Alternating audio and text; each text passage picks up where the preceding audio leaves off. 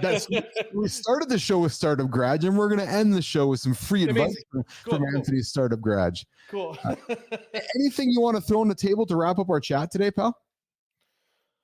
What do you got? What do you got planned for the rest of the afternoon? Trying to close an investment round for my current business. Yeah, I'm in the neck deep of it, of trying to raise some capital to grow MC Squares, which is my full-time gig. Yeah, what can you share with the audience that would be interested in that situation you're in? Share with us if you can.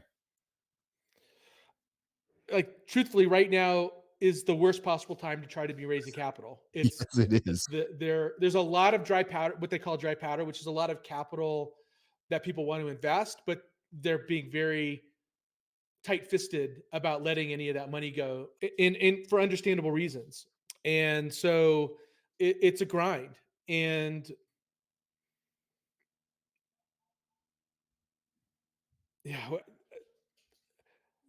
again, my situation and circumstances and where I'm at is so unique that I don't know if there's any like practical advice I can give to people trying to raise capital. It just I know what you're going through and it's hard.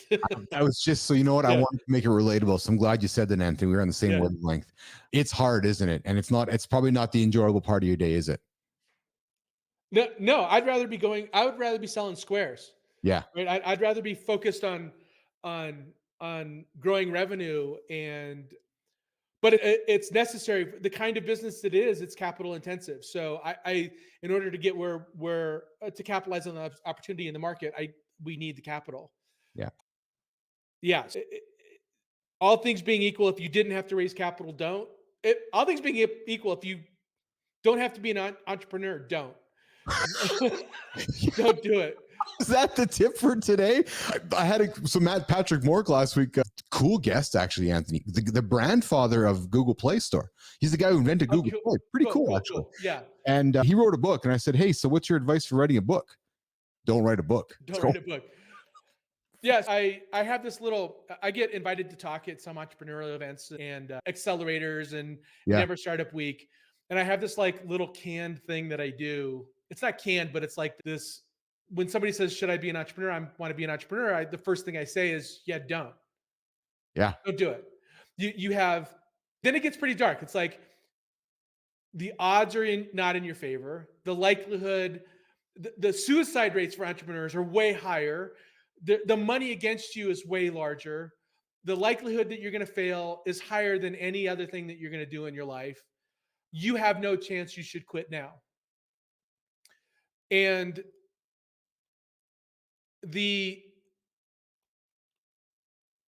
most people look at me and I see life deflate out of their eyes, right? They're like, ah. Yes. And then there's the batshit crazy ones that look at me like I've lost my marbles. Those are the people that are going to be entrepreneurs.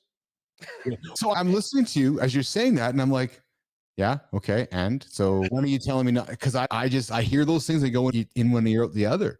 Because I'm an entrepreneur again, and I'm working 14, 15, 20 hours a day. And you know what, Anthony? I fucking love it. Yeah, it's but driving revenue though, right? I'm like, I bring some money now. A lot of people romanticize what it means to be an entrepreneur. And you cannot do that. If you're good, if you really care about being a successful entrepreneur, you have to relinquish your ego and have no shame. Yes. And most people aren't up for that. Most normal, healthy people aren't up for that. Like, if it doesn't sound fun to you, that's good. That's normal. You can walk away feeling good about yourself and look at me like I'm the crazy one, because that's the case. Because it only takes somebody insane to be willing to put themselves through this in order to.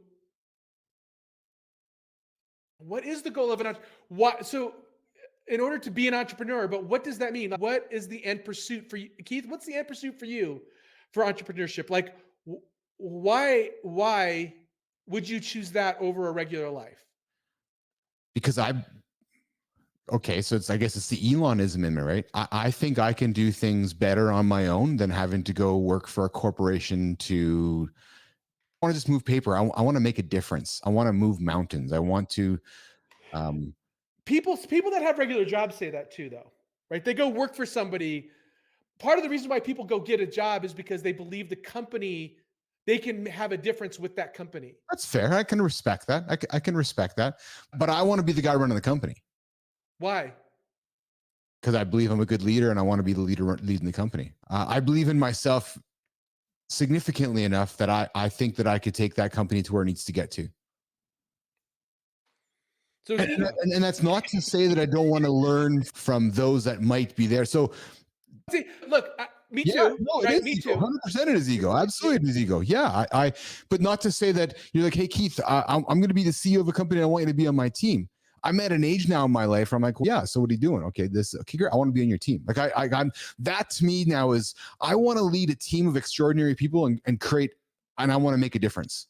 The, so that for me, and I think you've helped me answer this for myself. It's two things. One,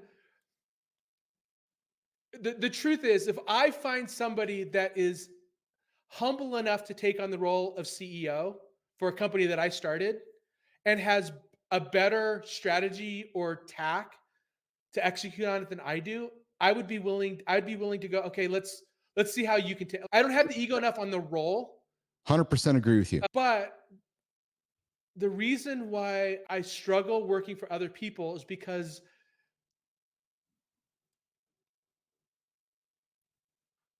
I know what my value system is, and I worry about having to operate in under somebody else's value system.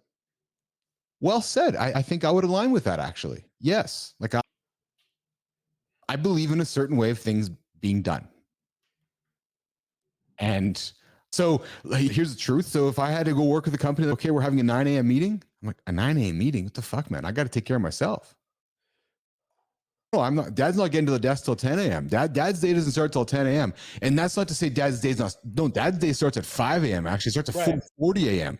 But Right. Dad's got to take care of himself first, so that Dad can go take care of all you guys. You guys want to build an award-winning corporation? We'll see you at 10. Well, no, but it's at 9 o'clock. Well, then go find somebody else. And for me, it's more than that. It's like, okay, so part of going to work for somebody that says, look, part of our sales process is we just kind of fudge this to our customers. We can't, like, don't disclose this piece or don't say this piece, or Oh, it's like, I don't know if I'm willing to do that. I don't know if I'm willing to, like, don't ask me to make a choice between behaving ethically and feeding my kids, because I'll choose feeding my kids, yes. but I'll start looking for another job. Right. Yes. Yeah, those are the things that I think about when having to go work for somebody else. Not that I wouldn't. It's just I've got to really trust that person. I've got to really know that Yes. our values are aligned. It's I a want to marriage. Our values create. are aligned. I want to create. There's nothing more satisfying to me, Anthony, than taking something from nothing and creating value around it and sharing that value. I think you're the same way. And That's most entrepreneurs. Most entrepreneurs are builders. I Like, love it. they're builders. And Yeah. I love that. So like that's what I've been enjoying so much about the lab here right now. It's come from nothing. It's now turning into something, right? And I love seeing it come to life. I love the content we're putting out. I love the brand that's building underneath it, even though it's nothing. It's still just Keith Bilous. But I love that whole process, Anthony, bringing it to life. Yeah, I think the entrepreneurs that aren't builders that want to become an entrepreneur have a much higher likelihood to fail. Yes. Much like I hear this all the time where an entrepreneur has an idea and they say, I'm looking for a technical co-founder. And I'm like, No. then you're out. Like, you're looking for the builder part of it, Yes. which you have to be a builder to be an entrepreneur. Like, Elizabeth Holmes was an entrepreneur that wasn't a builder. Yes. A entrepreneur. Yeah, she didn't know. She thought that the quality Steve Jobs had was to set goals that couldn't be achieved. Mm-hmm. And the thing that Steve had that she didn't is he knew how things got done. He may not be the person soldering the chips or writing the code, but he knew enough about how all of it worked to set goals that he knew could be done versus couldn't be done. Mm-hmm. Mm-hmm. Elon has that. Elon has that same thing. He's like, the only thing that can't be done, the only law that can't be broken is the laws of physics. When talking about product development, our only constraint is the laws of physics. And what Elizabeth Holmes was trying to do wasn't achievable by the laws of physics. Yes. And Yes. she didn't know that. She didn't have enough. She wasn't a builder and to know enough So anyway, I don't know why I went off on this tangent, but all entrepreneurs should be builders. I'm not saying all successful entrepreneurs are builders. I'm saying the table stakes is that you're a builder, that you're the doer. You do this stuff. Yeah, exactly. Yeah, it's not just the delegation stuff. You got to do the stuff first. You got to. I like to use the analogy, Anthony, of the pizza restaurant. If I bought a pizza shop or if I started a pizza restaurant, I want to know how to make the pizza. I want to know where the dough is. I want to know I want to know the entire process before I hand it over to Anthony and his team to go make pizzas for me. Yes. Yeah. So it's the best example to me. If you own a restaurant, you got to be willing to go in and wash the dishes. 100%. Tables. 100%. If you can't, then you're. In fact, that's what most owners are doing during the shift. Is they're bussing tables, they're seating guests, and they're washing dishes. When they're picking up. I love the restaurant example when I talk to people about being an entrepreneur, because if you say to somebody, "Okay, you just bought a restaurant. It's 8 o'clock at night. Why are you at home right now? Like, why aren't you at the restaurant? Like, why aren't you at the like you got to? Yeah. The restaurant's open. It's open from 7 a.m. till 10 p.m. Like, why aren't you there? Like, if you're not coming home smelling like marinara sauce, you're not doing your job. Yes, exactly. And that's a good way to wrap it up, man. You've been really grateful to give me 70 minutes of your day today. You're a busy guy. Anthony, thanks for joining me on episode 50 live in the lab. I always enjoy our chats. I hope our audience I'm going to chunk it up and put it out there for us to enjoy it again. As usual, it was a lot of fun. A lot of fun, and we'll do it again, and maybe we do this regularly. We get around the table, chew the. You just tell me when to show up. I'll be there. Awesome, man. And hey, my audience, which I think is that camera. Oh, the camera's still on. Yes, that is awesome. Hey, because Anthony doesn't like to pitch his show as much as I do. You got to go check out startupgarage.live. You get to go and have some fun pitch shows, not get an investment because it's just a fun show, but you're going to love hanging out with Anthony and the team. I know you are. And check it out. When's it go, Anthony? On Mondays, right? Every other Monday. The Monday the 4th is our next recording. All right. So we're going to walk Anthony out of the door. Anthony, I want to put you in the green room for a second. I'm going to say goodbye to the audience and come back to you. All right. Thanks everybody. I'm going to do that there and do this here. And I think I'm going to do this and see if something comes on the air. No, it ain't working. All right. That's all right. All right. So, hey, we're Thursday. We are into the week here. We got a bunch of guests under our belt.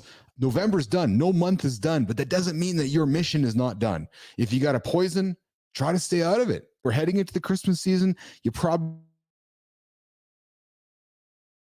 that ice cream or that peanut butter or whatever you said no to. There's no judgment. All we do is bring grace here into the lab, right? We want to be that place, that platform, that safe space. Say, hey, Keith, you know what? I had some ice cream. We laugh about it. Hey, Keith, I had some drinks. We laugh about it. No judgment. We simply wanted to offer up a place for you to consider, an opportunity to put something aside for a few days to make yourself feel better. I hope you enjoyed the challenge. I hope you enjoyed the fun month of November. Now you get to listen to me talk about me wrestling when I crack the jar. We'll see you guys tomorrow. James Vick, UFC karate fighter. James Vick joins us here in the lab. Me and Dale Weiss sat down with James last week. We're running the show tomorrow. We'll see you tomorrow. Live in the lab. I'm Keith, and I'm out of here.